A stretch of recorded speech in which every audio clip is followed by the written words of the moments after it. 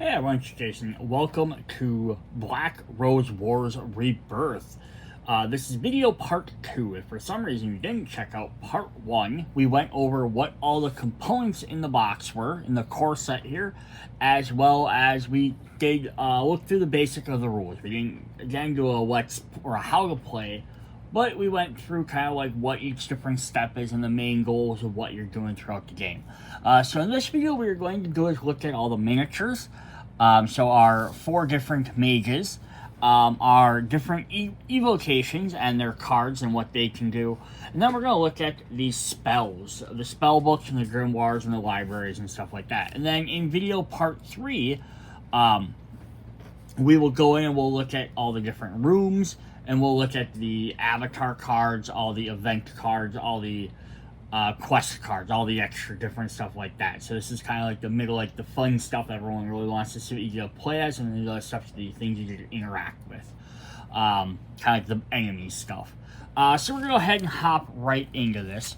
So we're going to start off, we have our mage cards here. We're going to start with Ariana. Ooh. So yeah, she doesn't have any special abilities or anything. They all just have their basic slots. I know that in the original one, they did make alternate versions of the characters that each had their own special abilities. And that's something you can do. Also, if you buy I believe it's the Apocalypse expansion, it has stuff in there to create your own character. So you can basically design your characters with special skills to start, which is really cool. Otherwise, all the characters are lots of the same stuff. So she's going to have 10 health. She can hold up to 8 cards at a time. If she's doing a physical attack, she does 2 damage. She can move 2 spaces. And she can have up to 2 quests. And these are going to be pretty close stats for each character. So let's go look at each board really quick. So we see kind of the difference. So we have Rickard, who's going to have 11, 7, 2, 2, and 2. So he has a little more health, but he has 1 less card in his hand. We have Baron Doria, who's going to have 10, 8, 2, 2, and 2, so he has the same as Ariana. And then finally we have Grimdina, who has 11, 7, 2, 2, 2, so the same as Rickard. So basically, they're, again, core set, they want to keep all the characters roughly the same.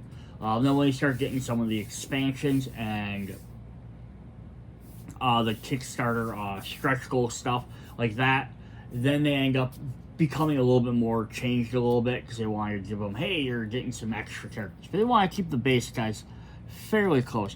But that doesn't mean that they are all the exact same because they have their own personal spells. Let's take a look at their miniatures quick. So we'll throw Ariana back up there so we can just kind of see what she looks like. And we'll probably have to pull her down so that miniature will focus. But here's her miniature. These are some really good miniatures. I saw the details on these and I was like, holy crap, I started painting miniatures and these are going to be a pain in the ass for me. But I will definitely try this. There's all these little tools and stuff on her. Like ropes and scrolls and that. She's holding a big fat blade. The braids on her hair. Kind of steampunkish. So this is supposed to take place during the Renaissance era. Was that like the 1600s? So kind of give an idea of when these are supposed to take place. Alright, then they have, each mage has 3 copies of their own personal spell, which you'll gain over the game, which kind of gives you an idea of how they're going to play. So Ariana's is Assembly Line. So the way they also work is it kind of says what sort of spell group or school they're kind of going to want to play as. So being Assembly Line and kind of like the steampunky stuff, she's probably going to want the Technomancy spell. I grab that here. So we have Technomancy. It doesn't mean you have to do it. It's like a good one for her to start with. It works really well with her, but you're not forced to do it.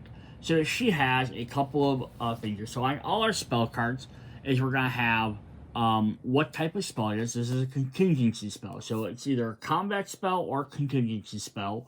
So combat does damage, contingency does something else, or it could be a trap or a protection spell, either setting up something to trigger if an opponent does something, or protection in case they do something too. The second one is going to dictate an element. I think there's 8 different elements, if I remember right. I'm going to kind of look here quick. We have air, earth, fire, water. So the 4 kind of elements that kind of combat each other. We have sacred and profane, and then magic and all elements. So there might be cards that references them here and there. And then the last one is where it targets. So this one here targets a hex that you're on at 0 range. So this one says summon a cadaver and assign an upgrade of your choice to it. It activates. So cool. So we just summon one of the little cadaver guys. We'll take a look at these a little bit later. And then we get a place an upgrade card. So we have various upgrade cards we get. So basically you're summoning a boosted guy. So that's what she's going to do. She's going to summon these. And this is the light side of her spell. Also has the instability icon in there. So I'll help rebuild rooms. Or we can play this for the dark side. And this will be played along with any others. Like the same way any others. So this does contingency, has the profane, and then it targets any evocation. So this has to be one of the creatures says, remove one of your undead with an assigned upgrade. If you do, summon a Colossus in a any space and assign it an upgrade of your choice. So here's what's neat here is because like the first time you might play the light side, the next time you play this card you might play it for the other one, or depending on if you have Technomancer, you might be able to, or if you have on one of the areas, you might be able to summon cadavers anyhow and do some of this stuff ahead of time. Otherwise, you can again kind of play off her own thing. But yeah, you're getting rid of one of your undead cards, and you're going to be able to summon a Colossus with an upgrade of your choice to it. So on our character cards, here. Let me see if I can find one of the cadavers. So here we have a cadaver. It's listed as an undead, as opposed to a succubus, which is a demon.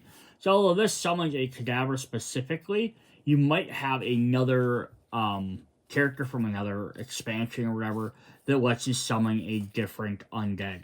Or you could have a Colossus that you want to summon, and you could remove one of your previous Colossuses instead to summon a new one. New health, fresh health, or a different upgrade. So it's kind of a fun little thing that she gets to do. Alright, then we are going to look at our second mage. We're going to go back to him. We have Ricart. So he's holding some sort of cube there. Interesting. So here's his miniature. So kind of look at him. He has a bunch of knives, a bunch of blades on him. Just some chains. Big old dagger in his arm. Little cloak on his shoulder. So yeah, we'll see what he likes to do. So he has summoning succubuses. So he's gonna kind of, I believe, work well with the agony group. Yeah, I think he works well with the agony group, which likes to do stuff with pain, and I think they also get to summon the succubuses as well. Again, you're not forced to use that. So there's the Cube of Lamentations, which is a really fun thing because it's the name of the cube from Hellraiser, so it's kind of a nod to that. Combat spell, profane, it does range of 2 hexes away, or rooms away. It says inflict 2 damage, summon a succubus, and then pain 2. If you're defeated by the black rose, it activates and has attack of +2 this turn. So what this means for him is that, yeah, he's inflict 2 damage to himself to summon or inflict 2 damage to somebody to summon a succubus somewhere. Let's see if we had the. I probably didn't grab the egg card with the symbols on it. But then he has pain 2. Which, if I can find a thing that reminds me what pain 2 exactly does, I believe it just does damage to you. One sec. Alright, so down the back of the Agony card, it kind of explains this pain a little bit better. So some spells of the school have the Pain N keyword in their effects. When Pain N is applied, the Black Rose inflicts N damage to the caster of the spell. Yeah, so how this basically works then is you inflict 2 damage to someone, you summon a succubus. So you're going to get a little succubus character to use. And then Rose is going to do 2 damage back to you. And then if you were defeated by that, your succubus is going to activate, and he has +2 attacks. So basically it's going to activate an attack for you. So it's pretty cool. So yeah, if you're willing to sacrifice yourself for it. If we flip to the dark side, it has Pain 2 if you're defeated by the Rose. Gain 2 power points, otherwise inflict 3 damage to someone else. So you got a little bit of, so if you're not defeated, you get otherwise. So yeah, this guy's basically all about, like, he's willing to take pain onto himself, and take damage to himself in the hopes of, getting a little bit of extra advantage. So kind of interesting. So it's gonna work again well with the Agony class. Alright, our third character, or mage rather, is Baron Doria. This guy has some magical balls in his hands, and a Phantom of the Opera-esque mask. Let's take a look at his miniature here. So he's a little bit more regal looking. He's got a little scepter, big old cloak, fur on it. He's not carrying a bunch of weapons. There's like a triangle pendant. So he's going to do some different stuff. Let's see what he does for us with his personal spell. So he's going to play with the Nightmare class. So we have Nightmares. And on the back, again, I'll kind of explain how Nightmares work. Give a bunch of different stuff there. So he's going to have a contingency spell, which does Profane, and it targets any mage. If the target does not have an assigned Nightmares, assign an Umbra to the target. So he's going to get assigned these little Umbra guys, which these guys are kind of neat. Is they have a little half base, so then they actually link in next to it, so actually get assigned directly to a guy, instead of just sitting on the table. A Nightmare assigned to the target activates under your control and has 2 attack. So it's kind of neat. So you just summon a Nightmare. Again, that's going to be like the little class type, like with a demon. So if we look at the Umbras, those are Nightmares. So again, there might be other characters or other things from other sects that are evocations from other sects that are also Nightmares as well. Yeah, so you're going to assign it to target Nightmare. Activates under control and has a Nightmare assigned to the target activates under your control and has +2 attack. So yeah, well, this is kind of specifying here about attaching Nightmares.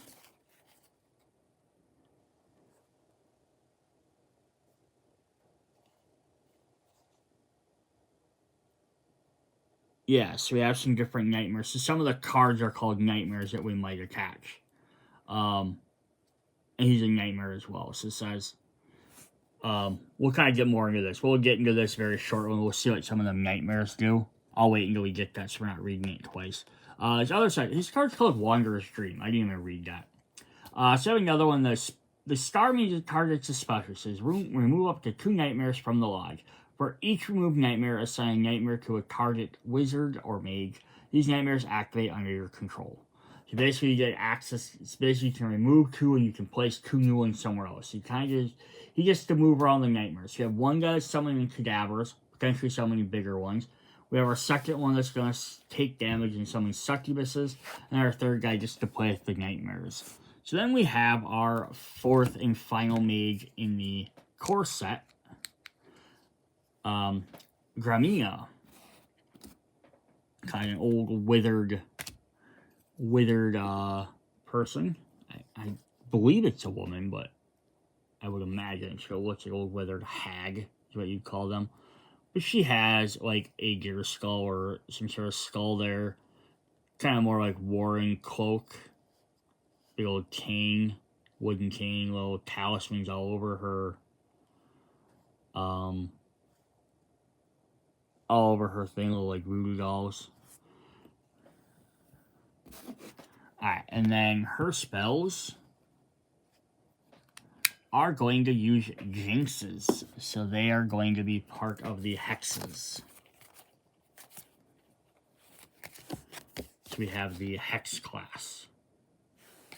So it says Evil Eye. So this uses the magic thing. Targets a mage 2 spaces away. Gain one power point. Move yourself up to 1. Assign 1 jinx of your choice to the target. So there's a little mini jinx of deck of jinxes, so he gets different stuff that can happen to them.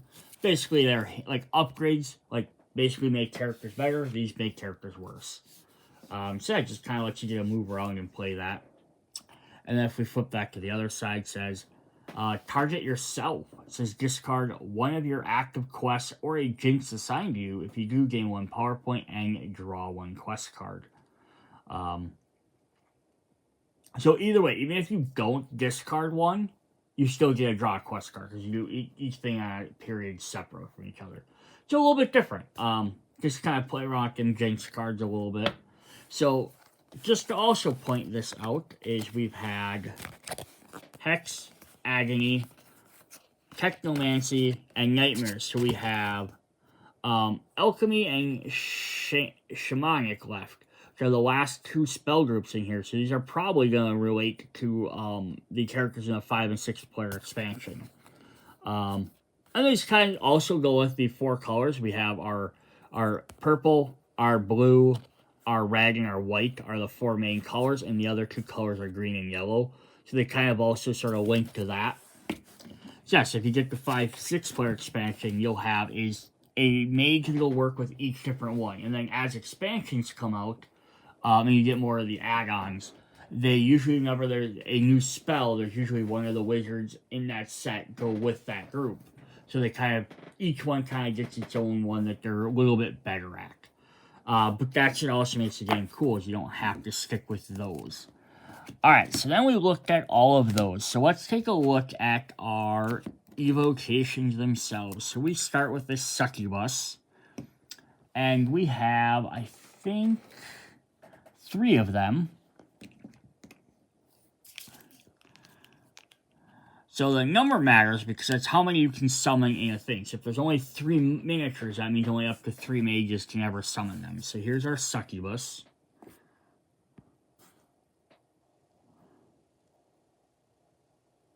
So she's got 4 arms there. Got some blades out the back. Kind of hanging around. She's got some swords. A little bit of a revealing outfit, but she has her wings down.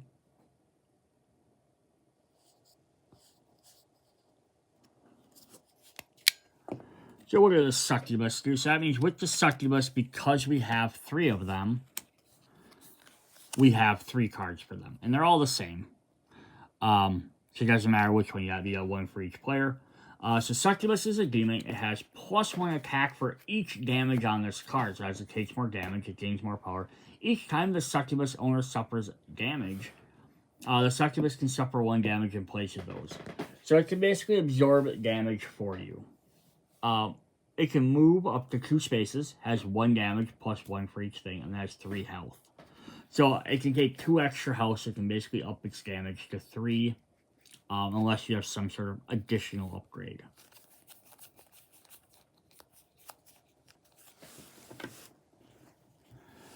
Up next, we have the cadavers. So we kind of already learned about, not learned about these guys, but we saw them from the other cards. So here's your little tiny cadavers. Little goblin-y, undead raised goblin-y guys. I like to get in and just use like a typical zombie. I think it's a really neat way to do an undead character. You could just do like a regular human zombie or a skeleton. Instead, it has little like, like horned goblin-y creatures, and we get eight of these guys. Oh, it's like he doesn't have a metal leg. That's kind of neat. Alright, so what do these guys do? So they're Cadaver's Undead. If the Cadaver is assigned an upgrade, it has +1 health. Even scraps have their own dignity if used widely. So 2 movement, 2 attack, and 2 health.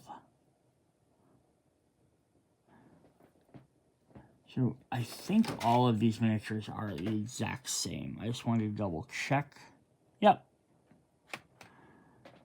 Yeah, so these guys want to play around with getting upgrades. You can upgrade the undead to make them stronger. But yeah, so if you just like even comparing that to this is off the bat, the succubus have more health but do less damage.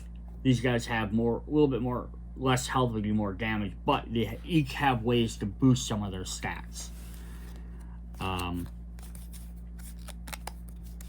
Alright, so those were we're going to look at the next ones we've talked about. 1, 2, 3, 4, 5, 6. We have 8 Umbra. We have 9 Umbra. Do I only have 8? 1, 2, 3, 4, 5, 6, 7, 8, 9. We have 9.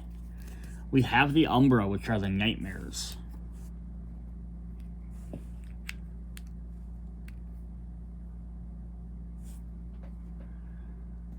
So these are little, like, nightmare-y type creatures. Like a goat mask. You don't really know what's underneath there. There's, like, bells all over them, so they're definitely going to warn you they're coming, but he's going to stab you.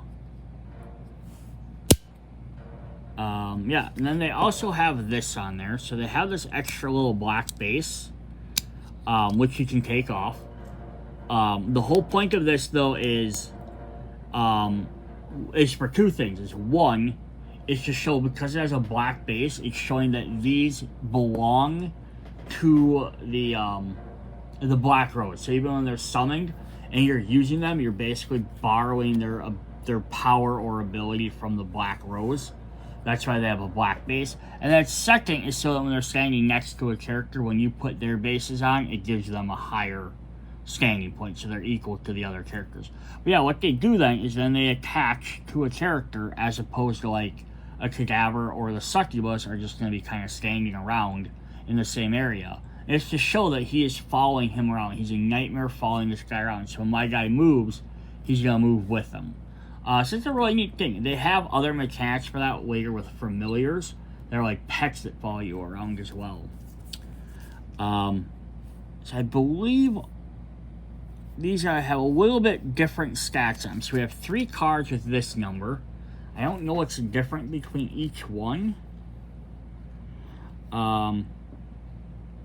Let's list this card 90, and then they have card 91 and 92. But it says, when the Umbra performs an attack, it targets the mage it is assigned to, so it's attacking your guy. When performs an attack, inflict 1 to the evocation whose evocation card occupies the same evocation slot as this card.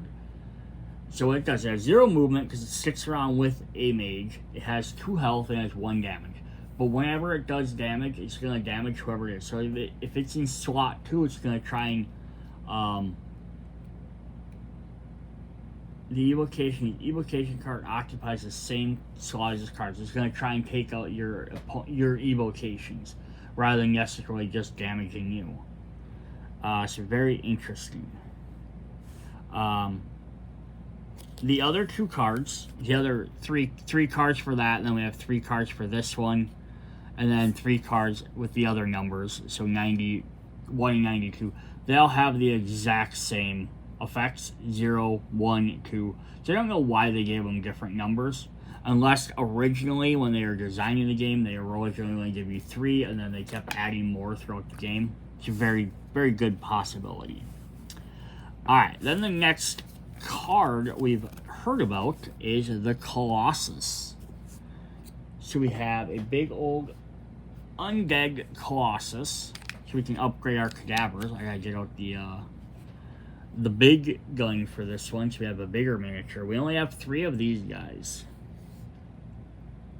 But they're kind of like a big goat thing. There's a sword built into his hand. Because again, these guys are kind of like Frankenstein monsters rather than like undead, like zombies necessarily. But yeah, it's like a gear arm, big blade in there. He's got a little stitched up cape. He's got some chains, some restraints on his neck and everything. So yeah, we get these big, giant, goatee-like creatures. And then what do the Colossus do? Colossus on deck has 2 movement, 3 attack, 4 health. It's one of the bigger ones. The Colossus makes 3 damage to each mage that enters the room it's in. An unnatural abomination, created only to spread death. So you drop these guys in, they're going to do damage. And then like with Adriana, she can actually summon these guys with an upgrade so they can become more powerful.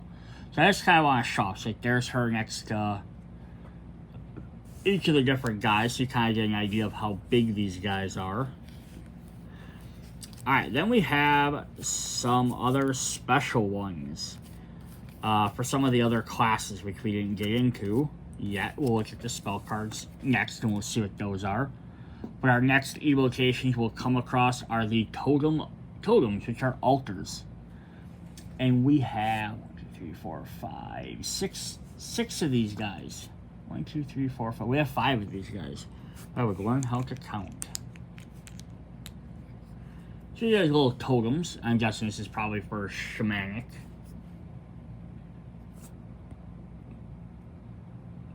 These little totem guys. They're just little standing on top of each other.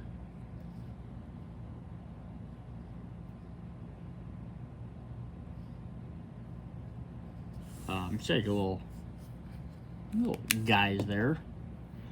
And then then we have 1, 2, 3. We have all 5 cards for those guys there. So what do they do? Totem is an altar. Has 0 move, 0 attack, has 3 health. When a totem activates, its controller can heal 1 or convert 1 on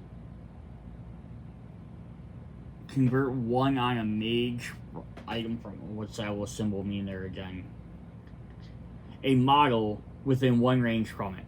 So okay, so it can either heal a damage or it can convert a damage on a different model in front of it. So what that means is like if somebody else already has damage, but it's from like you're player 1 and there's a damage on another guy from player 3, you can convert it to yours. Basically, you're doing damage to them, but you're not adding any more additional damage, but you're gaining more points to it. Or you can heal yourself. So just kind of guys sit around and help you out. Circulacrum of the shamanic faith, it imposes the will of magician on the physical world that surrounds it. Then we also have, is really fun here, is we also have 2 additional versions. We have the Mystic Totem and the Ancestral Totem. So they use the same models, but you just might end up having something that summons these. So if you summon the Ancestral Totem, which is a forgotten one, so forgotten cards are special spell school that you can access. So 0/0 this has 7 health. When the Ancestral Totem activates, its controller gains 2 power points. So this is just going to help you get extra power points.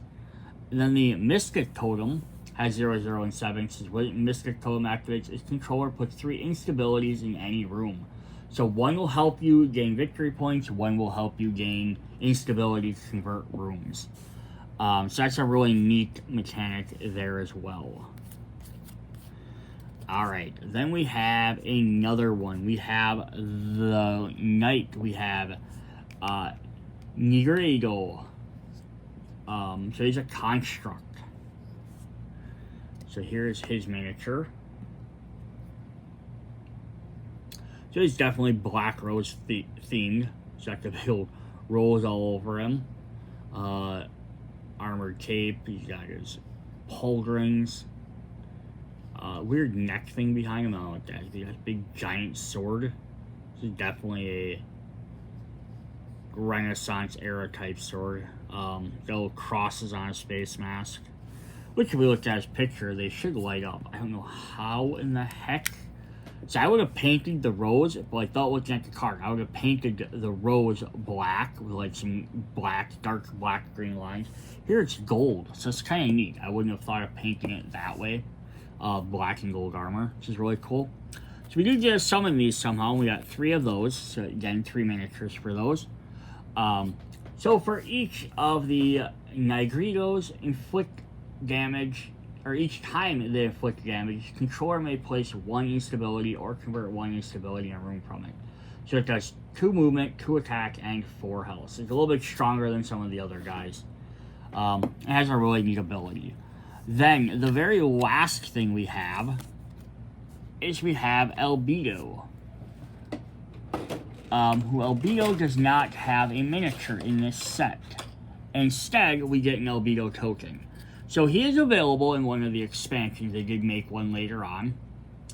But he gets summoned as just a special construct, one-time things. I think originally the idea is they weren't going to make him part of the core set because he's only summoned by one card and not that often. So that's why they're like, oh, we don't need to have a special miniature for a guy that might show up every once in a while. But then later in one of the expansions, they did add him, which is really cool. So he's a big old Holy Knight as well.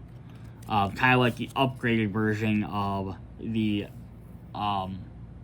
Nigredo. He's an Albedo. So he has Construct and Forgotten. He has 2, he has 5 damage and 4 health. He ignores all spell effects. The personification will be the Will of the Black Rose at your service. So cool. Those are all of our different little miniatures and characters. So we're going to go ahead and start hopping into these spells and the schools and see what everyone can cast.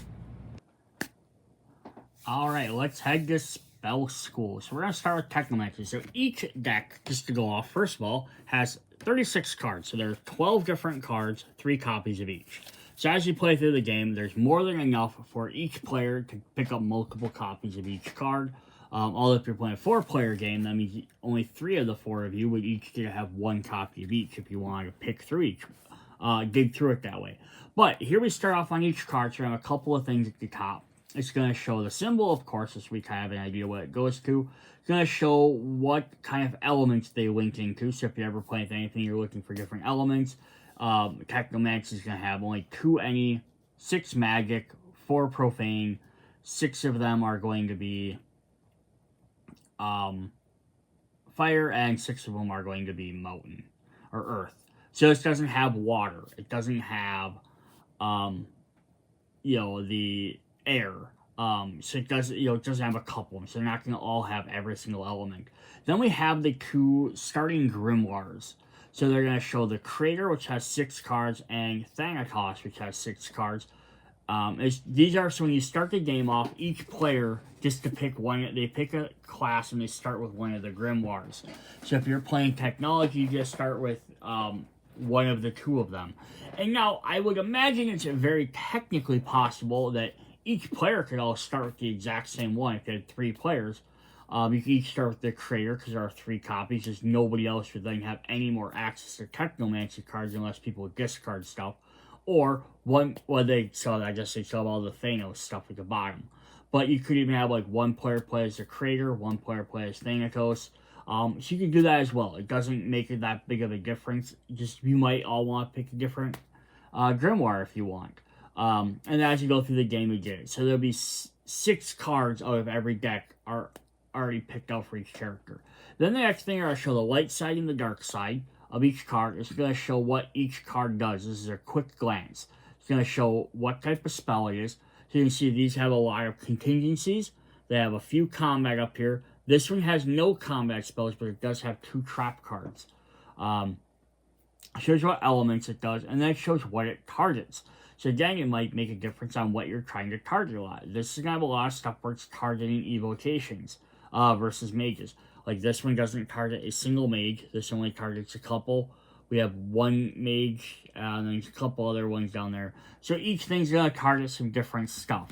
Just as a quick comparison to that, if we look at Agony, Agony has a lot more attack spells, no contingencies in here. Some trap and combat, 1 contingency in there. Same thing kind of on the other side. And they usually are the same type of spell on each side. But again, it's going to be a lot more stuff where it's targeting mages or locations versus targeting evocations. So each different spell book is going to, our school is going to target different things. So let's go ahead and see what this does. There's the back side. So this is kind of neat. So you have your deck on here. You can have your deck sitting like this. You can still see what group it is, even though they all have the same backs. Or if you flip it this way, you can do the exact same way this way as well. You could have it, obviously flip this way. You could have it on the top there. depending on which side you might want to have your labeling on. It's just kind of a neat little mechanic. So some spells in this school assign upgrade cards to target evocation. The upgrade cards must be taken from its deck and placed in the target's evocation card. Upgrades follow these rules. An evocation card can have a maximum of 1 upgrade assigned to it. If an upgrade is assigned to an evocation that already has one, that evocation owner chooses one of those upgrades and discards the other. If an effect assigns a specific upgrade, but there are no more cards of that upgrade left, that upgrade is not assigned. So, like if it says, for example, we have regenerating a core. If we don't have any more of them, we only have 3 copies of each card, you obviously can't assign it. So what we have in the Technomancy deck. So we have Protean and Genesis. So I'm not going to read all of these necessarily.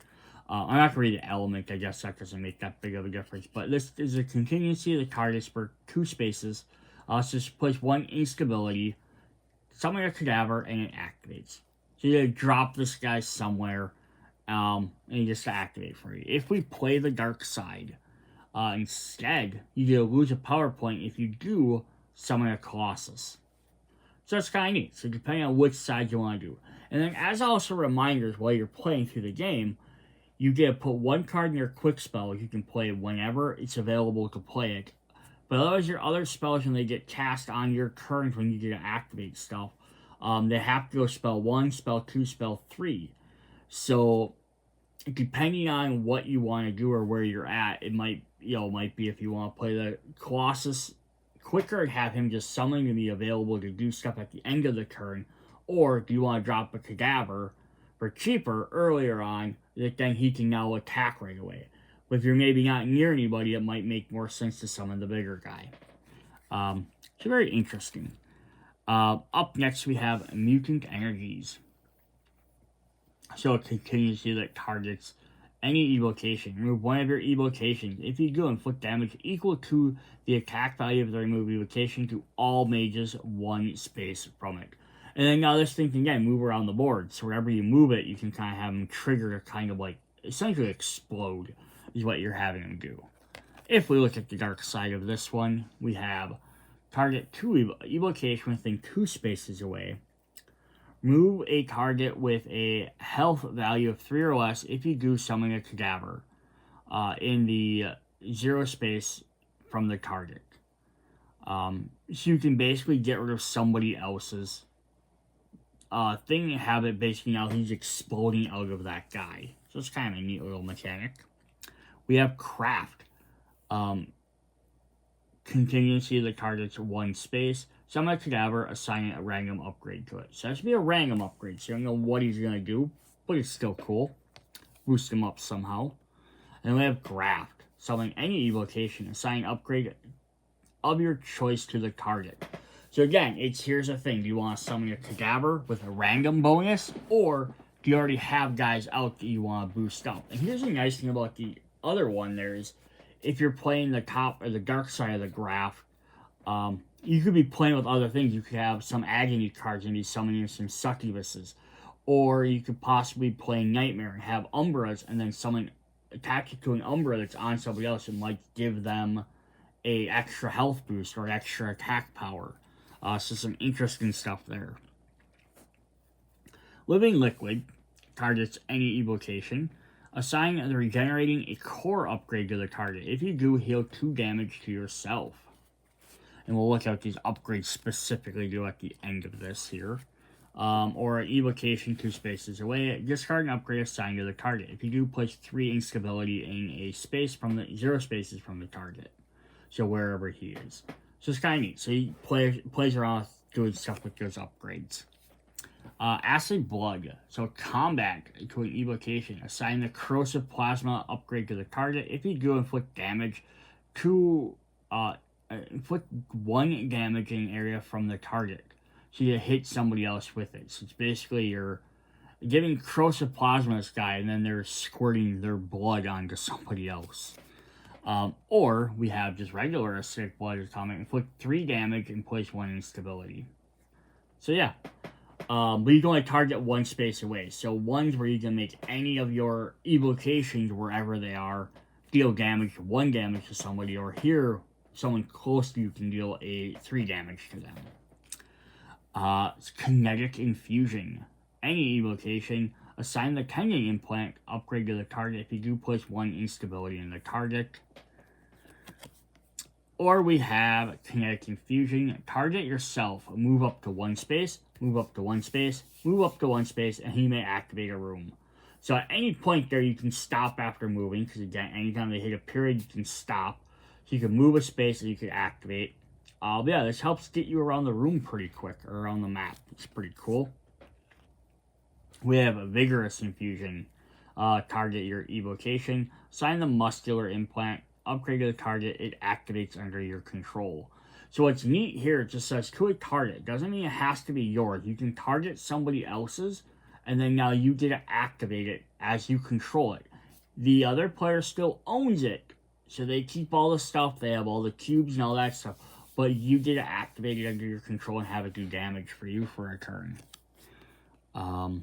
Otherwise, you can go the other to the dark side. So it says target any model. So this could be an evocation or a wizard or a mage up to 2 spaces away. Inflict 3 damage, then move the target 1 space, then move it a 2nd space. So you can basically shock them back multiple spaces. Then we have Indoctrination. Evocation 2 spaces away. Assign the Cerebral Implant to the target. It activates under your control. Or we have target yourself. Heal up to 2 damage. Place 1 instability in a 0 space away equal to the damage healed due to this effect. So if you can afford to heal up to 2, you get an additional up to 2 extra instability tokens or cubes placed. Nefarious Evolution. Target and evocation. Move 1 of your undead. If you do, summon a Colossus in a space where the target was. 0 space. Or we have target evocation. Place 1 instability in that space from the target. If the target has a sign upgrade, it activates under your control. So you could already have given them an upgrade, and then here you activate them, then now in a later turn, now you could use this to like re-control them for another turn.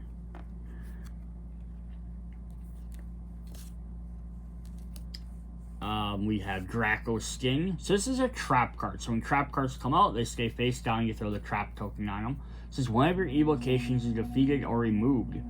So this will target any of them wherever they are. Summon the defeated or removed model. Assign Reinforced Dermis upgrade to it. So basically you have this sitting around waiting to hope one of your guys are going to get destroyed. And then you get to resummon them again. Or we have Draco Sting for the dark side. The model enters the room you are in. Target that model. Inflict 3 damage to it. You may move the target up to 1 space. So whoever you're targeting enters, or a model, whether it's an evocation, another person's evocation, or another mage enters your room, you get to deal damage to them. We have the Mechanical Archive. So just target yourself. Look at 4 cards from a single school in the library. Draw one of those cards, discard the other 3 to the corresponding discard of the library. So this just lets you try and find something you really need to get. You're looking for a specific card.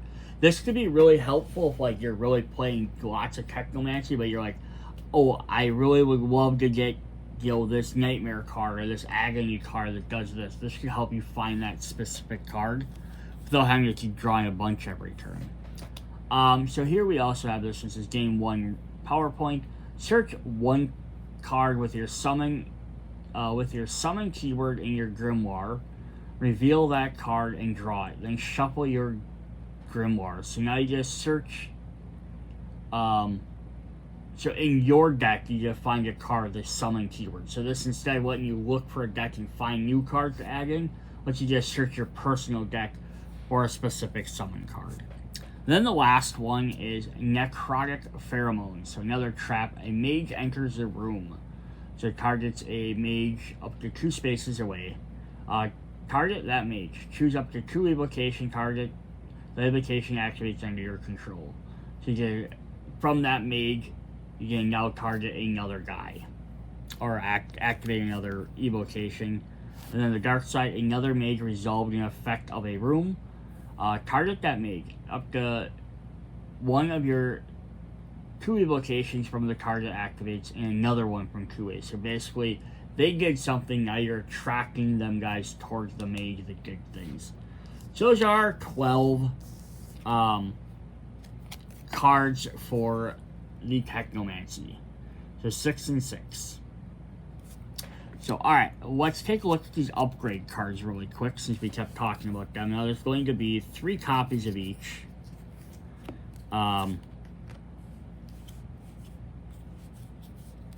So we have Regenerate, and they're going to have this little picture on the back. So we have Regenerating a Core. When this model is about to suffer damage, it ignores 1 of that damage. So it just lets you, take less damage. We have the Corrosive Plasma. This target model's attack becomes...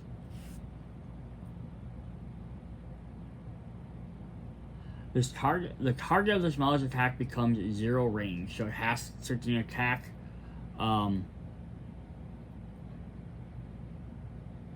wherever it's at. The target of this model... so they cannot attack farther than 1 space away. Interesting. And we have Tending Implants. This model has +1 move. At the end of the Black Rose phase, you can move this model a number of rooms equal to its move value. So just to move earlier, which is pretty cool. The Muscular Implant. This model is +1 attack. Cerebral Implant. Each time this model inflicts damage, controller gains 1 power point. And then we have Reinforced Endurance. This model has +2 health. Now there are some expansions that will add a couple more upgrade cards here and there as well. So it's kind of neat to actually get more things to work with that.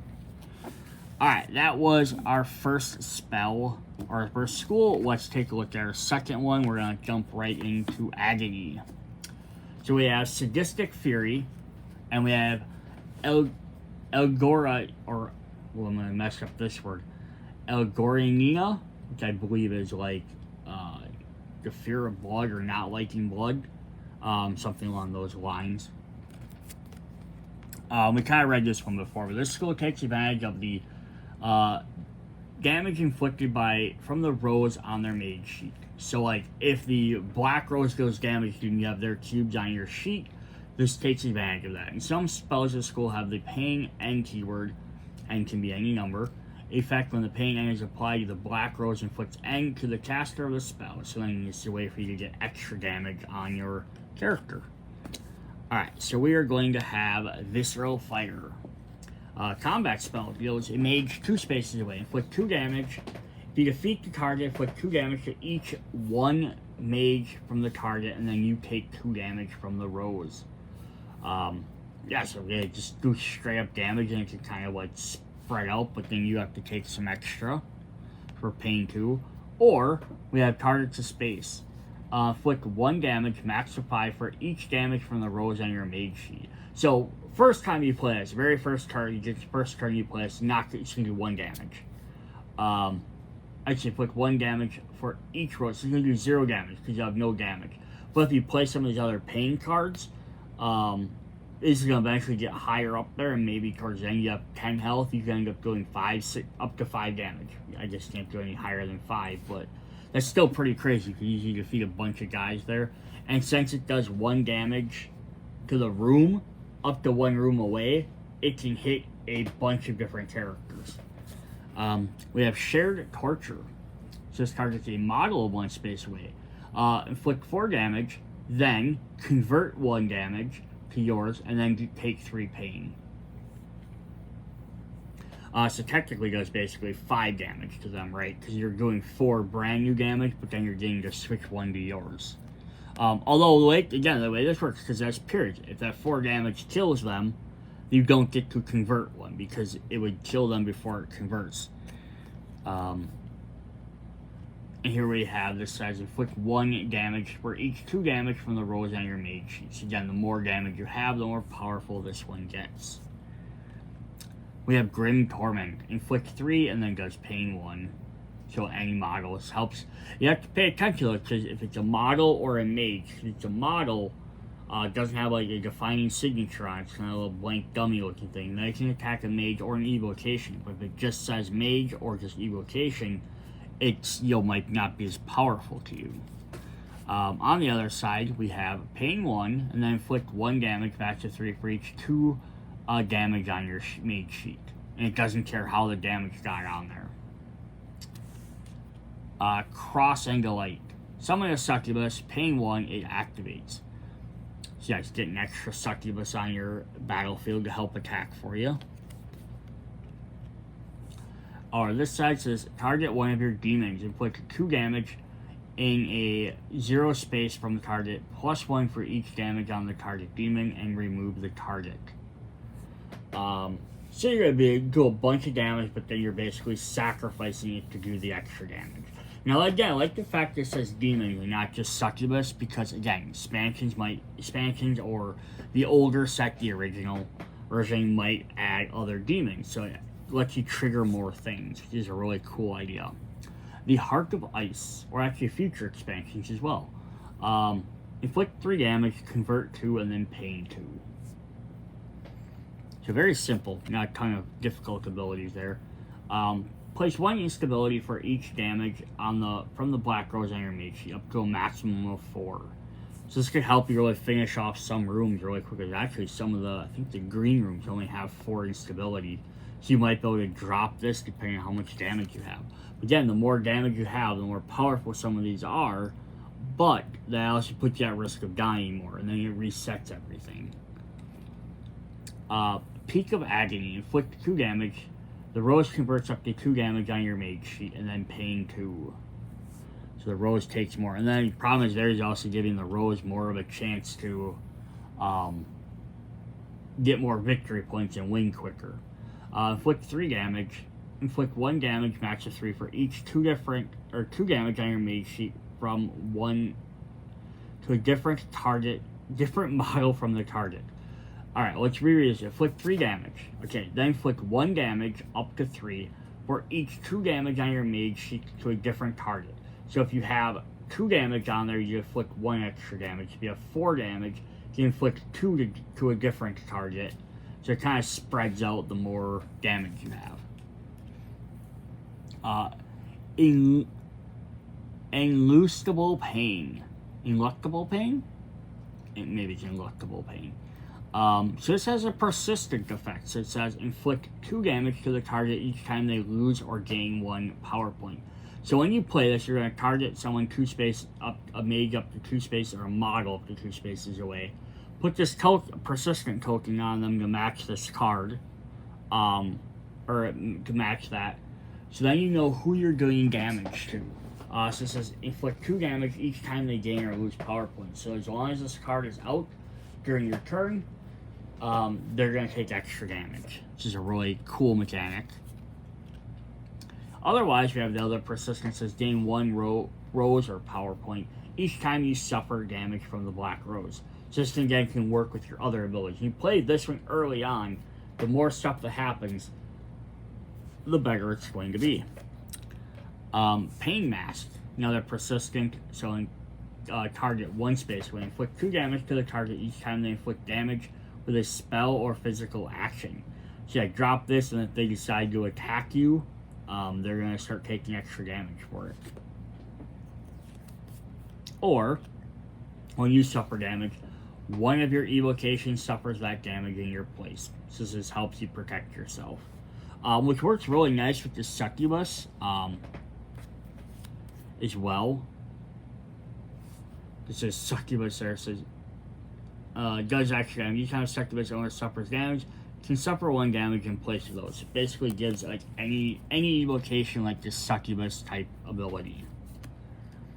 We have Submission. Inflict 1 damage, convert 1 damage, and pain 1.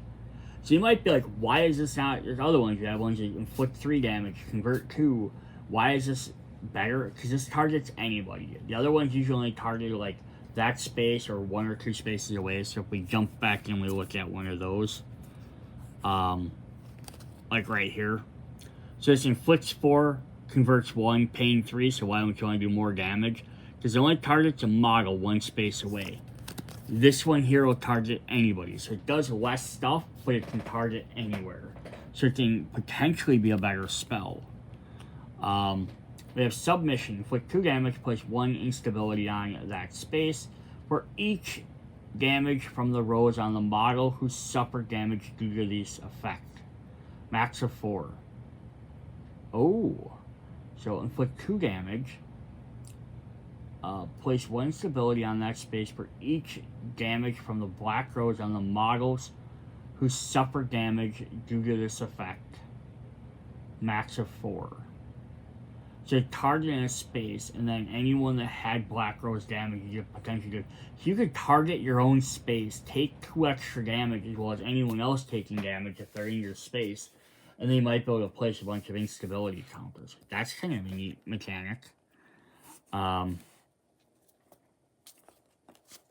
Alright, a couple more cards here. We have Master of Pleasure. Another mage solves a quest. This is a trap card. Target that mage and put 2 damage, summon a succubus in that space. Cool. So it punishes them for completed quests. Or, another mage suffers damage. Suffer an amount of damage from the black rose equal to the damage suffered by that mage. So you're not replacing it, you're just also suffering that damage. Gain 1 power point rose, max of 4 for each 2 damage from the black rose in your sheet. So basically, yeah, you're getting later on, someone's taking damage, you can go ahead and take some extra damage for it. That is also maybe a quick way for you to, like, set up if you just die and your health reset to get some more damage on you. We have Liquefy the Pain. You are defeated. Summon a succubus. Gain 1 trophy from the mage who defeated you. If you're defeated by the black rose, gain 2 power points. So cool. So basically, if you get defeated, it's not the end of the world. Like, you still get, at least get a succubus for getting defeated. It's pretty cool. Liquefy the Pain. Another mage is defeated. Target the room the mage is in. Place 1 instability for each 2 damage on your mage. So basically, the more damage you have. Defeat somebody else. If you have a bunch of damage, you can possibly convert whatever room they're in. So it's helpful. And then the last one we have is Torment. Another model inflicts damage. Target that model, inflict 2 damage to the target, and summon a succubus. 0 spaces from it. So target someone, deal damage, and then summon a succubus. Or, we have another model inflicts damage to you. So if they specifically inflict damage, you target that model suffers the amount of damage equal to the amount of damage you suffered plus 1. It's nice. If they hit with something really powerful, boom, you can go ahead and do. Thing is, you don't ever know what someone's going to do. Everyone's cards get played face down. If you played the game a bunch, you kind of like, okay, that guy picked this type of deck, that guy picked that, you might know, but then as they're playing, you might see what they're drawing from. But again, they're going to draw 4 cards. So if they draw 2 Agony cards and 2 Technomancy cards, you don't know which ones they tap. And that can even be like a nice way to trick people, because you can draw cards. I guess you can kind of tell because they have to discard the other 2 cards back to their piles. But you're not going to have any. So you might know like which school maybe they chose from, but if they pick, 2, but you're not going to have any idea what it is. It's a lot of options. Alright, let's hop into our third group. Alright, we're going to have some nightmares here. So we have Scarecrow and Incubus. So also notice here, nothing on any of these cards. I wonder if that's an error, or they're all traps. I wonder if they forgot to put that on those sides. They did not. We will see when we get to those, why there's only 1 set of icons on 1 set of cards. Alright, so Nightmare has Spider and Skull. Some spells in the Skull assign a special evocation with the Nightmare archetype. Nightmares follow this rule. The Black Rose is considered the owner of each of the Nightmares in the Lodge. Nightmares activate at the beginning of the evocation phase in order chosen by the owner of the crown. Nightmares assigned to a mage is not considered summoned. A Nightmare model attaches to the mage's model base when it is assigned until a Nightmare is defeated or removed. A mage that assigns a Nightmare chooses on which evocation slot the target Nightmare card is to be placed. A Nightmare's evocation card does not occupy the slot Any other non-nightmare evocation card can be placed on an evocation card where a nightmare is already placed. Whenever a nightmare is defeated, remove all nightmares assigned to them. Yeah, so it's kind of an interesting idea. You summon guys that get attached to somebody, and then the Rose actually owns them. So if they do damage, it's I believe it's Rose damage because they're the ones doing the damage. But you can, kind of just make everyone's life a little bit more miserable is what you're doing. Then we'll see how stuff interacts with those. So we have Hysterical Escape. Move the target mage, move a target 1 space, move a target 1 space. Assign an Umbra to the target. That Umbra activates under your control. So if it's activating under your control, you still get... Let's see where the thing was mentioned in there. Ownership versus control. Yeah. Since we have a lot of this coming up. When made summon an evocation, they're considered the owner for as long as the model is clipped to the evocation base. So, for this, these would be for the mage. The control of the evocation is the mage that takes any decisions regarding the evocation. By default, the owner is its controller. During the course of a game, the control of an evocation may change due to various effects. In that case, the ownership does not change, and the new controller takes all decisions regarding the evocation, other than those that specifically require the owner to take any decision performed by the action. An evocation that deals damage or places an instability always places cubes of its controller's color. So even though the mage owns it, while you are activating it, you control it, you get the cubes for it doing damage. But then if it activates during any other time, the Black Rose gets damage for it. So it's kind of a double-edged sword there. Alright, so on the other side, we have Hysterical Escape. That's a creepy-ass picture there. Move a mage that is in the target room up to 1 space. Move a mage is in a target room up to 2 spaces. You're not targeting a mage, you're targeting a room, and then you're moving mages somewhere else. You can move separate mages. Gain 1 rose for each triggered trap due to this effect. So the idea here is to kind of set stuff up, and maybe it's like, oh, if this guy moves to this color room, or this guy does this thing, you can activate some extra traps off of it. So here are some of the cards we have that didn't have a double side on there. So it's just a trap card, it's only a dark card only. We have Mental Chasm. Or sorry, no, we have Shifting Nightmare. Let me read the card that's in front of me. Another mage enters a gray or purple room. Target that mage, inflict 3 damage. Each nightmare assigned to your target activates under your control. This is the whole thing, right? You want to use that other ability there to move these guys to those rooms, and then now you can inflict damage to them and activate their Umbra or Nightmare and target them. Mental Chasm. Another mage enters a blue or yellow room. Target that mage can convert up to 3 damage. Target discards 2 cards for each card they cannot discard due to this effect. Steal 1 rose. So if it hits them early, if they have you play a bunch of cards and have many cards in their hand, you actually get some power points for them. We have Shadow Blast. Another mage enters a red or green room. Target the room where that mage is. Inflict 2 damage to all mages there.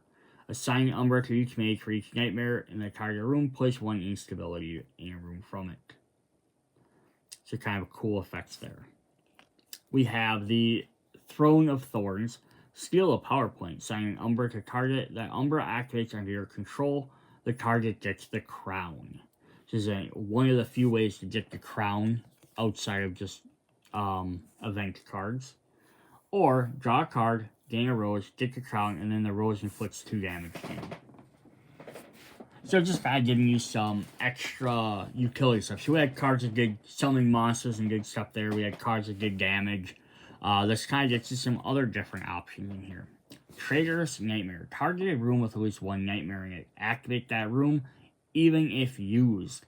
So if there's a nightmare somewhere, so if you move these guys around, you can activate rooms that you're not even near.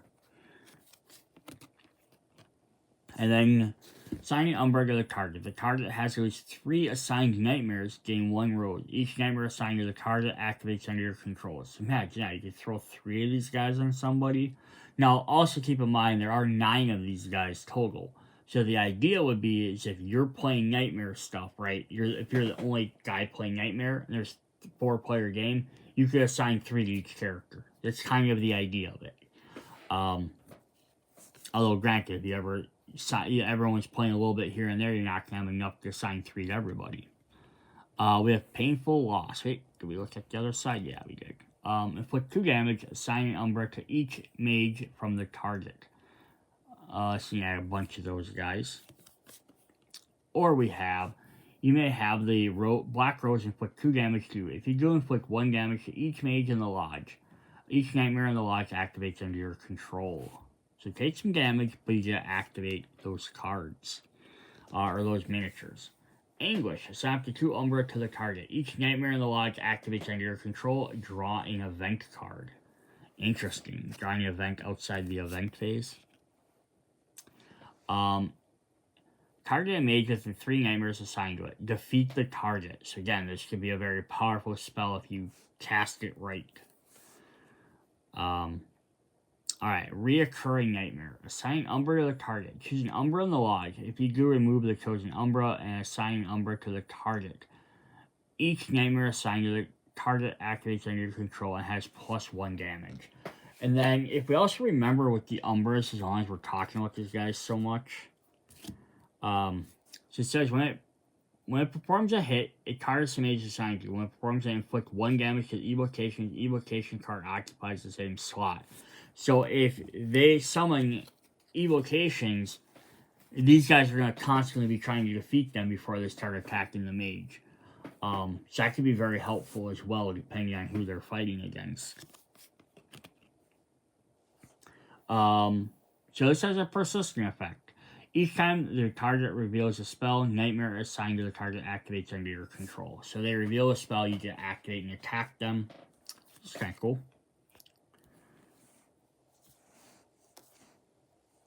Alright, so we have Persecution, Protection Spells. This is our first protection spell. So you play this. This is if something targets you. If the spell inflicts damage to you, ignore up to 3 damage. For each damage ignored to this effect, inflict 1 damage to its spellcaster. So kind of like reflection damage is always fun. Or a trap spell targets you, or you are about to suffer its effect. So like you walked into a room, it would trigger. Ignore the spell effect. If that spell's caster has a crown, you get the crown. Otherwise, steal 1 rose from it. We have Evocations. I'm probably butchering that word. Draw an event. For each event on the event board, assign 1 Umbra to a mage. Gain 1 rose for each Umbra in the lodge, max of 5. And this is kind of cool because depending on where that event also drops, you may not even get a chance to get 3 because it might push some out. Otherwise, look at a number of quests from the quest deck of the current moon equal to the number of nightmares in the lodge. Draw one of them and discard the others. Gain a rose. Nice. So the more nightmares are on the board, the more options you have to draw. That's kind of fun, having some other stuff that's not just the general damage. Stuff like the events and that. And then finally, we have Humiliation. Inflict 2 damage. Each nightmare assigned to the target activates under your control. And then finally, we have assign an Umbra to the target. Inflict 2 damage plus 1 for each nightmare assigned to the target.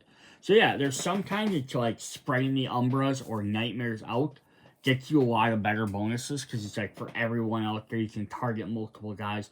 Other times, if you just get them all in one guy, you can do some serious stuff for just targeting one guy. So that's pretty neat as well. But again, they're still considered evocations even when they're out, even when they're attached to someone, so someone else can target an evocation to do damage. Or they can attack them, they can attack the nightmares as well. Cool. Alright. Then we have our 4th group, which is Hex. So this will give us our 4 core characters. So we have Malediction and Doomsayer. So again, we have some that don't have extra ones in there. It's like no attacks on the top ones, but then the bottom one has a bunch of traps. Kind of interesting the way some of these bounce out. Some spells in the school assign Jinx card to the target mage. When assigned, a Jinx card has to be taken from its deck and placed next to the target's mage sheet. Each Jinx card imposes a negative effect on the mage and is assigned to. In order to discard a Jinx card assigned to them, the mage needs to perform a specific task required by the Jinx. A mage can have any number of Jinx cards assigned to them, but no more than one Jinx card with the same name can be assigned to the mage. An effect would assign a mage a second Jinx card to the same mage is not assigned. An effect would assign a specific Jinx card but no more in the deck. That Jinx is not assigned. So I'm going to do instead of like the upgrades, just look at them second. I'm going to look at the Jinx cards first so we can see what they all do. So they're going to have this little picture of like an eye, a heart with an eye with some crow feathers sticking out of it. So we'll have 3 copies of each of these 4 spells. Right? 1, 2, 3, 4. 1, 2, 3, 4. Yeah. And then again, there are some expansions that do add some more. So we have vulnerability. It says after a mage assigns a Jinx to you, they may inflict damage to you. They may inflict 1 damage to you. So it says you discard a Jinx or resolve a quest, place 1 cube on this card. And then when you deal 3 of them, then you get a discard. So you have to discard a different Jinx or resolve a quest. Otherwise, it says after a mage assigns a Jinx card, they may inflict 1 damage. So if every time they play a different Jinx card, then there's only 4 different ones, so they're not going to be able to do a ton of it. But they do have a bunch of options. We have slow. Your speed value becomes 1. Slowness. Each time you explore or use a momentum action, place 1 cube on this card. So every time you do move, you just slowly get rid of slowness. We have weakness. When this card is assigned to you, each time you are placed in your cell, the rose puts 2 damage to you.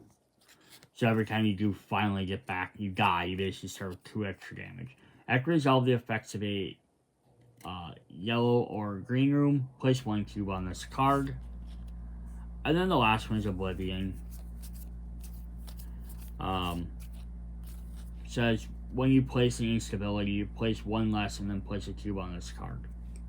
So they're not like terrible things, but yeah, if it slows you down or you start with extra damage, or yeah, you have to place less instability, it's going to disrupt your flow, which is the whole idea of it.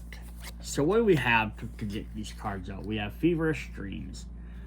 Inflict 2 damage, assign weakness Jinx to the target, move yourself up to 1 space. And then we have inflict 2 damage.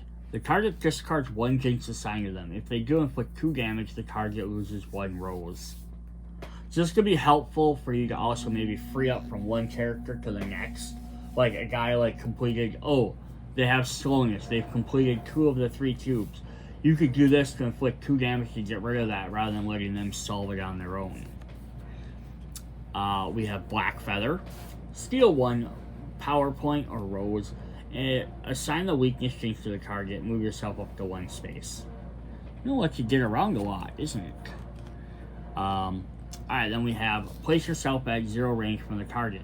If the target has at least 1 assigned Jinx, steal 1 rose. Place the target in a blue or yellow room. So basically move them around. That's kind of fun. Litany. Move up to 1 space. Discard 1 of your active quests or a Jinx assigned to you. Draw 2 cards from your grimoire. Interesting. And then we also have one of your target's evocation activates under your controls. And the target discards 1 Jinx assigned to them. If they do, that evocation has +1 attack and +1 move. So just to move them around a little bit more. Crypt Fever. Put 2 damage, assign the vulnerability Jinx to the target. Move the target 1, move the target up to 1, and then move yourself up to 1. You can use that to either close the gap on them, or you can use that to get them the heck away from you. Crypt Fever. Convert 4 damage to the target. Discard 1 Jinx assigned to them. If they do, gain 1 rose for each damage from the rose that was converted due to this effect. Gain 1 rose for each damage from the rose that was converted due to this effect. Move the target 1, move the target 1.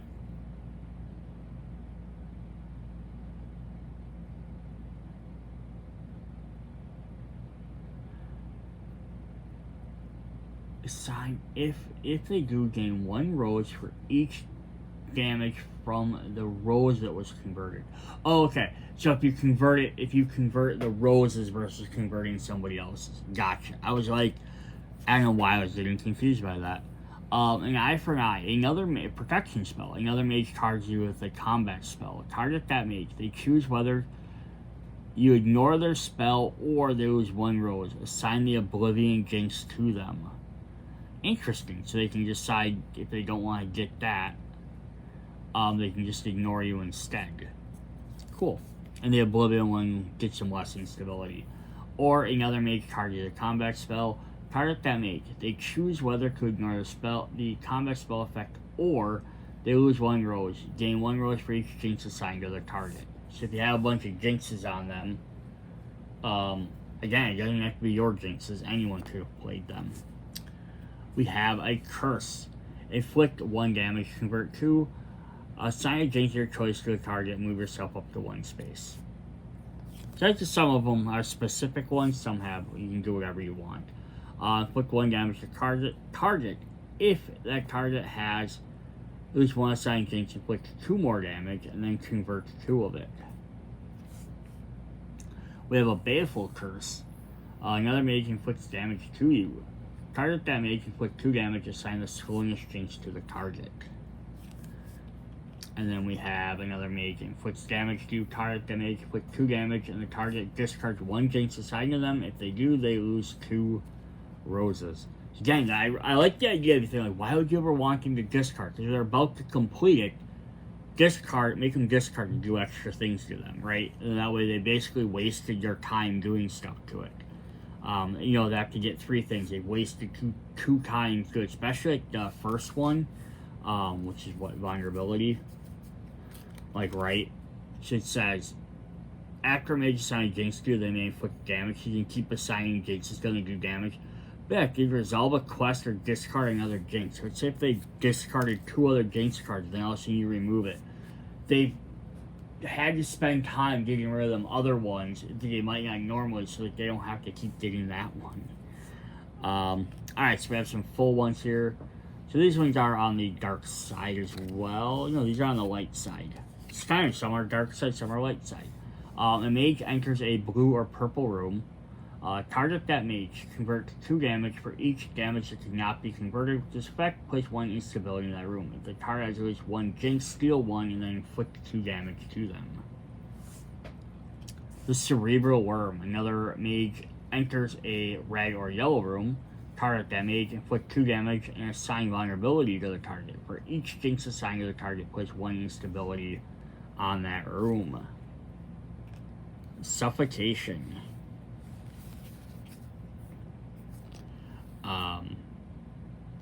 Another mage resolves an effect of a room. Target that mage. Activate the same room as if it's used. Usually assign the Oblivion Jinx to the target. That's cool. Get extra activations in rooms. Then another mage with at least 1 assigned jinx resolves the affected room. Target that mage. Activate the same room even if it's used. Convert 3 and then gain a rose. What was our first one? Feverish Dreams. I thought that's what it was. Alright, we have a couple more here. We have Bad Luck. Another mage places instability. Target the room where that mage places instability, convert 2 of them. So basically just steal theirs. That's fun. And then Bad Luck. Another mage obtains a trophy. Target that mage, steal 1 trophy, and steal a rose. And then our final hex card is Cursed Oracle. Another mage solves a quest. Target that mage, steal 1 rose, assigning the slowness jinx to the target. And then the other side is another mage with at least 1 assigned jinx solves a quest. Target that mage, inflict 3 damage. Target discards 1 jinx, assigning if they do, steal 1 solved quest from the target. Oh, that's mean. Alright, so that's pretty fun. So you assign jinxes. Again, get some expansions, you get extra jinx cards. So those are our 4 main ones. We're going to go ahead now and look at the 2 other ones that go with the mages that we don't have in the core set. Alright, so before we hop into the last 2 sets, I just want to do a really quick rerun over the character abilities, the mage abilities. Because now we kind of see what some of the decks do, we kind of see how they work with them. So we have Adriana here. I'm going to make sure I pull these names out so you know who they all are. So summon a cadaver and sign the upgrade or choice activates. So if you're playing the Technomancy, there's lots of different other ways to summon cadavers and add upgrades. There's a lot of stuff that matter if you have upgrades or have different cadavers out and do stuff. This just helps you kind of do that. Again, it can be 100% used without ever touching any of the Technomancy stuff. Very easily. Then on the other side, remove one of your undead, assign upgrade to it. So again, if you have Technomancy, you're going to have more of them guys assigned. You can assign Colossuses quicker.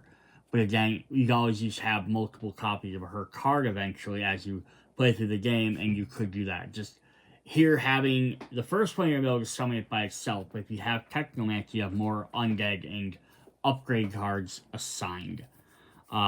She just helps her get her stuff out quicker. If we look at Ricat's, here's a cube of Evocations. It says, for adding, it says, inflict 2 damage, summon a succubus, and it does pain 2.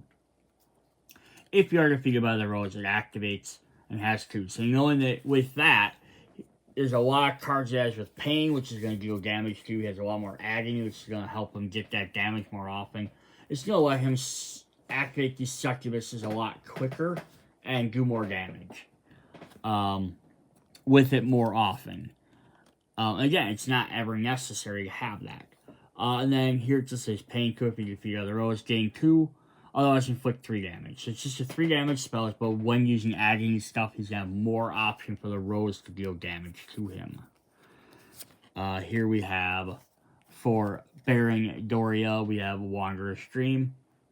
If the target does not have an assigned Nightmare, assign Umbra to the target. A Nightmare assigned to the target activates under your control and has +2. So again, really cool effect on its own.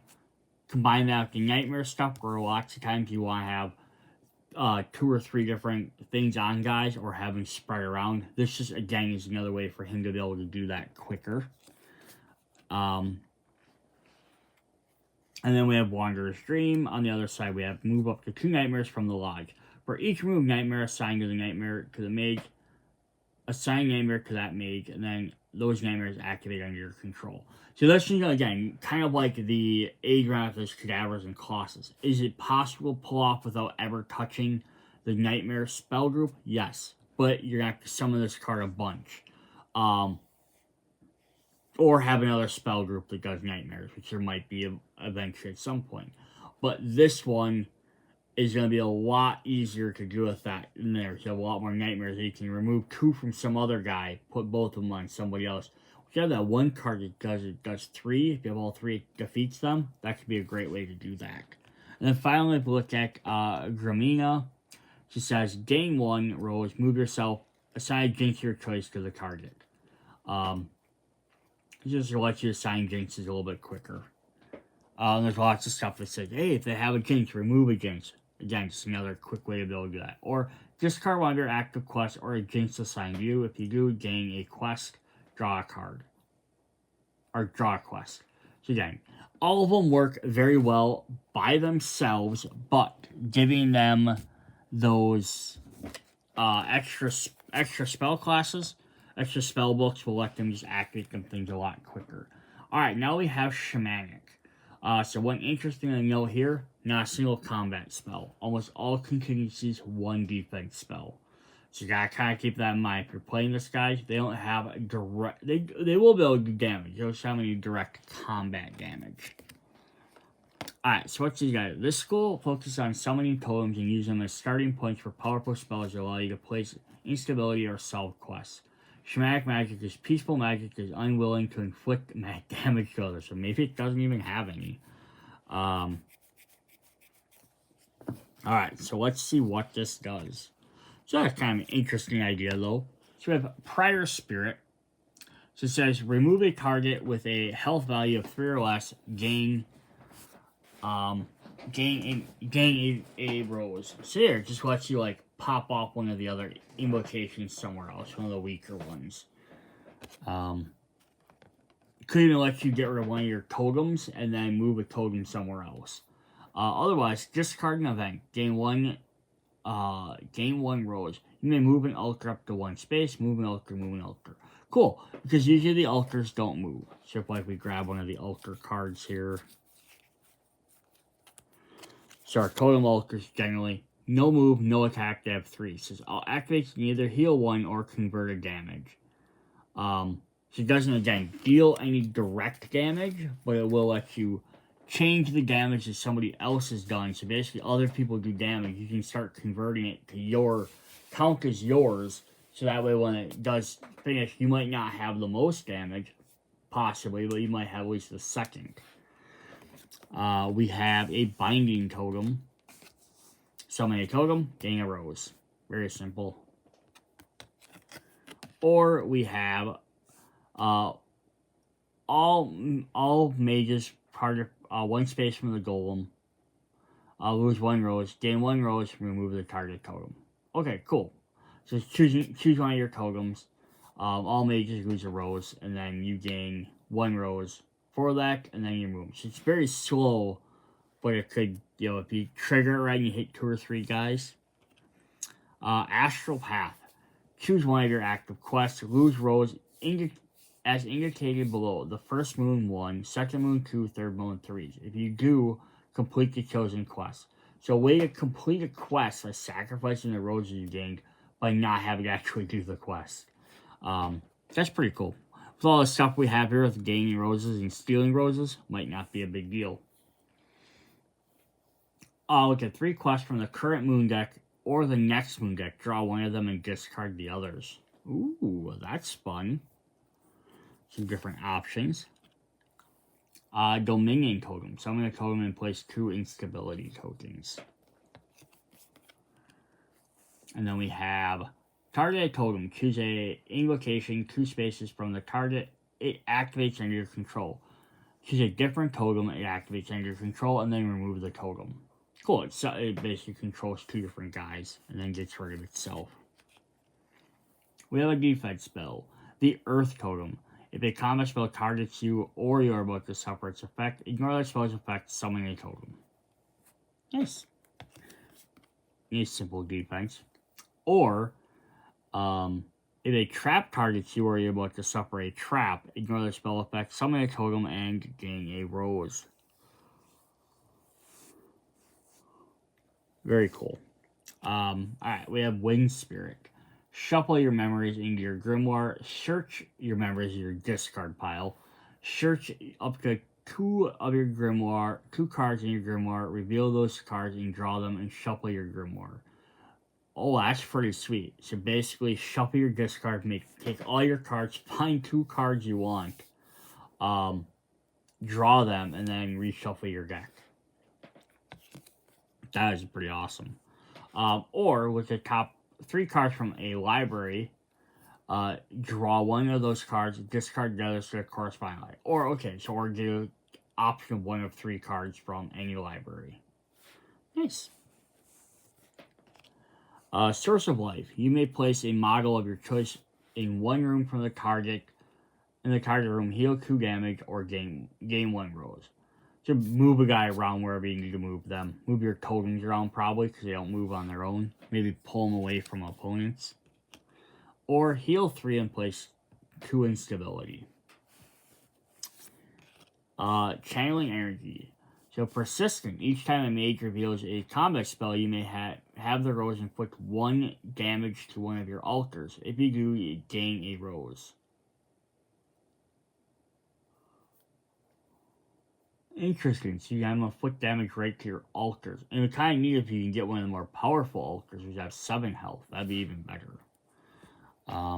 Cool. And then Channeling Energy. Each time a mage reveals a contingency spell, you may have the black rose inflict 1 damage on your altars. You do put an instability on 1 location from that altar. Those are nice. So you can basically use your altars to take damage. To do some stuff. Rain Totem. Summon a totem, place a number of instabilities in the room from it equal to the number of altars in the lodge. Oh, cool. There's 5 of them, so you can have up to 5. Or we have activated 2 rooms away from the target totem. Activate 2 rooms away from the target totem, and then remove the totem. So choose a totem, and then you can activate 2 different rooms from distances away. And if your other... Yeah, the other spells just let you move guys around, so you can move them to like closer to whatever rooms you want to activate. River Spirit, draw a quest, activate the target room. And you choose up to 3 rooms away. Pretty nice. Also help you potentially complete quests by doing stuff like that. Draw a quest, and gain 2 roses. Steppe Spirit, convert 3. Very simple. And persistent. Each time the target enters a room, you may place 1 instability in that room. Ooh, so the guy runs around. Or again, if you have something like target sky that you can move them around, you can force them to move. A Valor Totem. Summon a totem, gain 1 rose for each altar in the lodge, maximum of 5.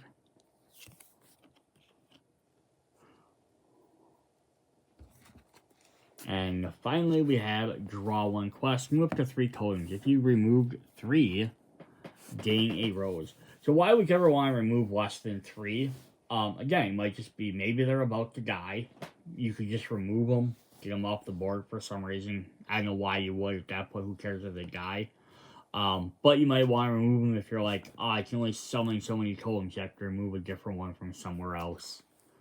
Yeah, very interesting. Cool. So that's Shamanic. That's a very interesting class. We've had, so many guys doing damage, so many guys upgrading them, so many guys to torture your opponents, placing jinx cards on guys to mess with them, and this one's just all about, like, we're not going to do damage. We're going to work on healing ourselves, completing quests, just trying to gain points that way by doing everything else. So that's a really interesting, different way to play the game. For a game that's supposed to basically be combat. So that's cool. Alright, then our last main spell group is Alchemy. Potion with a green snake. So there's Scourge and Oromancer. Did I not read the Shamanic ones? I did not. We had Sacred Guide and Spirit Seeker. I may have read them. I don't think I did, though. Yeah, Scourge and Oromancer. So Oromancer sounds pretty interesting. So what's Alchemy do for us? Some spells in school have the enhancement keyword in their effect. When a player reveals a spell with the enhancement, that makes checks the other revealed spells on their spell sheet, showing on the previous resolve side of the checks the other revealed spell cards on their mid sheet show on the previous resolve side of the spell the symbols required by the enhancement they're casting. If this condition is met, the enhancement is added to the effect. Otherwise, the spell added to the effective spell, then resolved. Otherwise, the resolve the effects without considering the enhancement. Oh, okay. So, when they reveal a spell with the enhancement, they check the other revealed spells. So, like, the later you play this, the more options you would have. On their previous resolve side of the spell. So if you cast the light side, it has to be only on the light side, check the dark side. Interesting. So I'm going to swap to the second one right away, and we're going to look at the second one that has one of these. So we have Deflagrate. So yeah, this is kind of very interesting. This is the first time we're using these symbols. So we have a combat spell. This is enhancement. 2 water.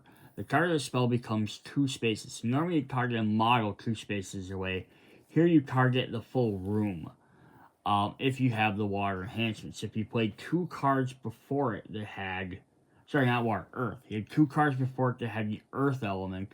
So basically playing this third or second... Or second if you already played your quick spell, gets you these extra options. This is inflict 2, move one of the models who suffer damage, do this effect up to 1 space. So cool. So if you normally just target one guy and do 2 damage to them and then move them up to a space away. But if you play 2 earth spells beforehand, now you get to turn around and hit everyone in that room. So it's kind of interesting. How quickly you need to perform this spell.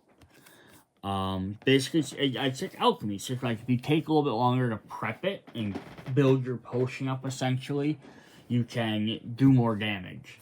So this side has enhancement. If you play a fire spell, you inflict 1 damage. Otherwise, just inflict 1 and place 2 instability. Cool. We have a protection spell, Silver of the Sages.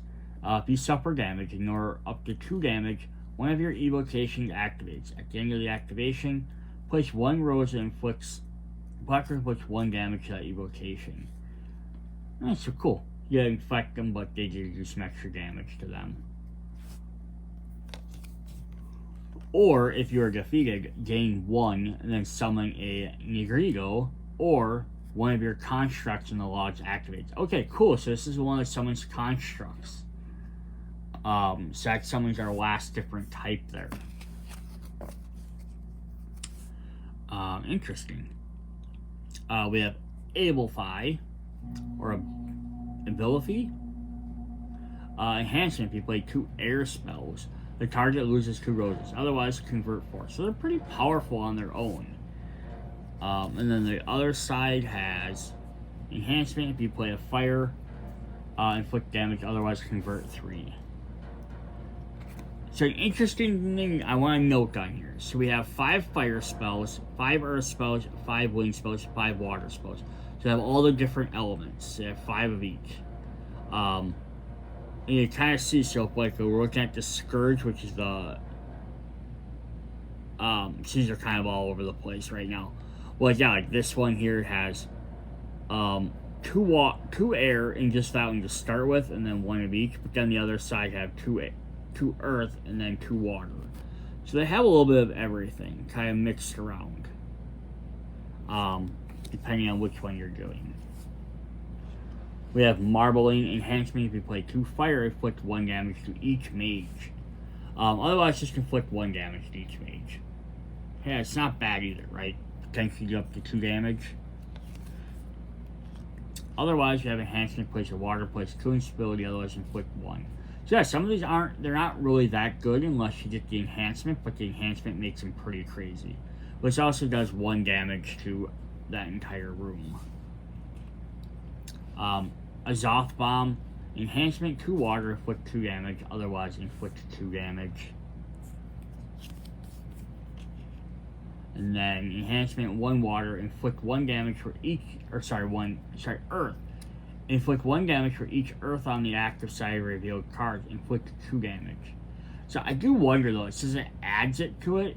My question would be here is, it says added to the effect of the spell, then it resolves.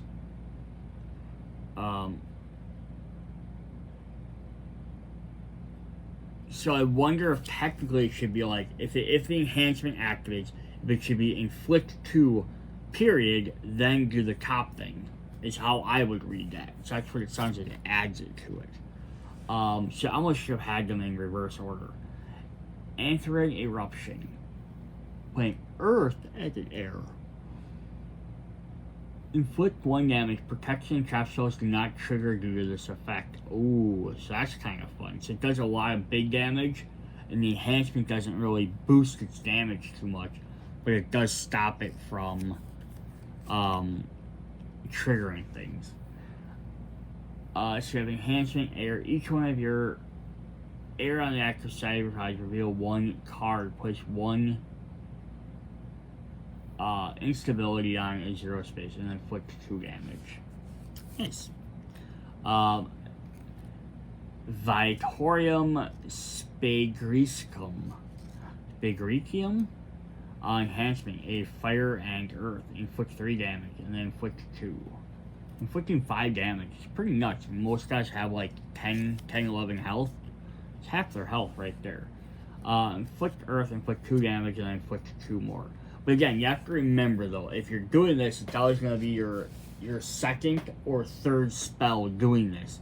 So it's like, yes, it does a lot more damage, but the fact is you have to play as your second or third card. That means somebody else has potentially a chance to do more stuff to you. So that's interesting. We have Purifying Igloo, enhancement for water and earth.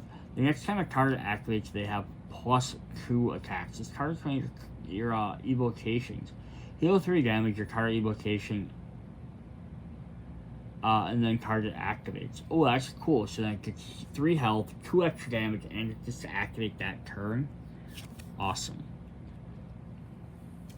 Otherwise, target activates under your control. So target one of the other evocations.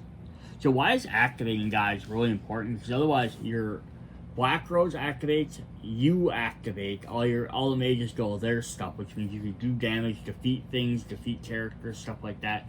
Then at the end of the turn, your evocations activate. So this lets them activate earlier rather than waiting until the end. The Fountain of 3.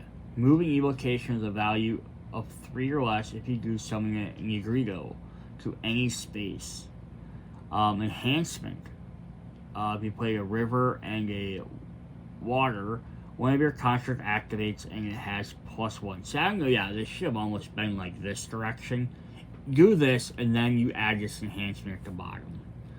On the other side, we have enhancement. If you have an error, place 1 evocation. Construct the target room activates under your control or summoning a Negrito. Here we have a trap card. One of your evocations you can figure remove summoning a Negrito, so you can, if you're just using this deck, that's all you're probably going to summon. But you potentially have the option of summoning other stuff. Have a Cadaver and get rid of them. This is called Stone Phoenix. I didn't read the name of this one. In evocation, defeated, remove summoning evocation of the same type as the defeated, or remove one it activates. Liquid Fire. Move up to one of your evocations. If you do, inflict 2 damage to all models 1 range from it. So it explodes. Cool. Water, air enhancement. Inflict 1 damage to each model who suffered damage due to this effect.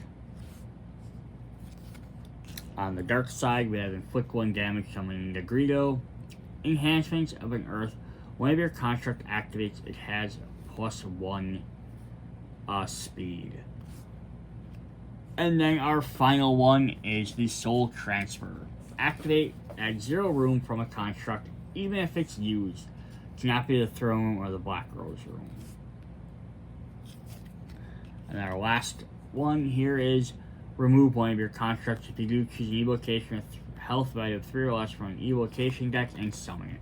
Okay, cool. So we've had some that were get rid of another guy, summon one of these guys. Here lets you get rid of a construct and summon something else. Very cool. Awesome. So that's a neat other different way. Lots of like build up and suspense stuff. So yeah, if you want something that maybe takes a little bit more time to construct, get some stuff, we got that. So that's really neat. 6 spell classes, all very interesting. So the last spells we have are the Forgotten Spells. Forgotten Spells are obtained exclusively by activating the Black Rose room or by effects that allows them to be drawn. So there might be events or quests that activate them. This deck is not considered part of the library. So if something says search the library, you can't search the Forgotten Spells. If a Forgotten Spell be placed anywhere other than a Mage's hand, Mage sheet, or the Forgotten deck, that Forgotten Spell is removed from the game instead. So some of them would say like discard this thing or whatever. It's just removed from the game. It cannot be used again. Yes, Forgotten Spells are very powerful. What's also interesting is we only get 1, 2, 3, 4, 5, 6, 7, 8, 9. We only get 9 of them in this deck. But then as you buy expansions, they're gonna add a couple more. You get to summon the new miniatures from those decks, so you have a way of summoning new characters because they're not always listed on rooms. But yeah, they're usually a little bit more powerful creatures that you can summon. The backside has nothing else on it, so let's go ahead and take a look at what we have. And they're gonna have light and dark sides as well for the most part. We have Arcane Barrier. So this is a combat spell. It says inflict 6 damage. So imagine, that's really powerful. But again, you're not going to get often, and there's only one copy of each of these. So you get one, you got the one copy. On the other side, we have place 5 instability, which again can complete a couple rooms. We have Supreme Fireball, deal damage to room. Protection spells do not trigger to this effect. Inflict 3 damage, inflict 2 damage in each room adjacent from the targets. Spread the damage out. Or we have inflict 5 damage, place 2 instability for each model who suffered damage to this effect, up to a max of 8 instability. And it places instability itself. Moss Scrutamin. So target room, place a model from the target room inside the target. Place a model 1 space away from the target room and inside the target room. And then do that 3 times and then inflict 4 damage to that room. So basically you're choosing a room up to 2 spaces away, choosing a model that's up to 1 room away from that room, and then bringing them all into that room. So you're pulling them all in and then you're striking that room for 4 damage. So that's pretty mean. Otherwise, we have inflict 4 damage and convert 4. We have Killer Fog. Inflict 4 damage, convert 2 damage to each other mage. And then we have inflict 2 damage, convert 4 damage to each other mage. So the exact opposite. So do less damage but more converting, or inflict more damage and less converting. The Word of Death. Defeat each mage 1 space from the target. Nobody gains roses from these defeats, and you gain 2 roses for each mage defeated due to this effect. Max of 6. So basically just ignores everyone's things on there, but you just straight up defeat a bunch of characters. And that might be worth, I just want to kind of point out with that, right? Because this is target, 0 space defeat each mage 1 target, each mage from the target, and nobody gains roses. So let's say if other characters have a bunch of damage on you, it might be worth just straight up defeating yourself, right? So that nobody else gets all your extra points. It's very possible. Target a mage, defeat the target, nobody gains roses from the defeat, you gain 5. So this is straight up targets a specific mage versus targeting a room. So it can hit for a bigger distance. We have Opera. Target yourself. Gain 3 roses. Persistent. Ignore all effects from other mages' spells. Or we have the 1 card that summons Albedo. So here's the 1 guy we didn't have a model for, but we did have the Evocation card for. He ignores all spells. He's pretty damn powerful. And that's why they'll say Forgotten on the bottom. That means they're ones that can only be summoned with the forgotten spells. It's just a way to remind you on which ones do what. But yeah, he doesn't have a model. He says a token because it's the only way to summon him. So you have to find the forgotten spell in the forgotten deck, so it's not getting him very easily. I think that was the dark side, actually. The light side was, yeah, we looked at the light side already. We have Wish. You are defeated. Choose an effect. Draw and complete 2 quests from the second moon. Gain a trophy from each mage and gain 2 roses. Steal 3 roses from each mage. Convert a mage anywhere. Convert all the damage of a mage and inflict 3 damage to that mage. You are not defeated and heal all your health and gain 2. That's pretty cool. We have a bunch of different options there. Alright, we have Cursed Blood. Persistent. Each time an effect or a target gains a rose due to the spell effect, you gain the same amount of rose. Each time it inflicts damage, you inflict the same amount of damage to them. Nice. They don't have to be targeting you and they still get it. Or each time the target gains a rose due to a quest or an event effect, you gain the same amount of roses. Each time the target places instability, you place the same amount.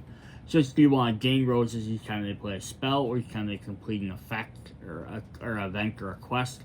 And do you want to do damage and gain damage, or do you want to place instability? Then the last one is Ancient's Symbol, summon an Ancestral Totem, or summon the Mystic Totem. So those are our other 2 forgotten ones. which were either activate, place 3 instability, and he has 7 health, or activate controller gains 2 roses. So you can either get some extra instability or roses every time they activate. Pretty cool. Extra way to get one of those guys. Works really well with the shamanic sect, but again, it could be used in any sect as well. Alright, so that is what we have for video part 2. We went through all the mages, all their spell classes, so come back, check out part 3, where we're going to go over the event deck, the quest deck, and the avatar cards. See you guys there. Bye.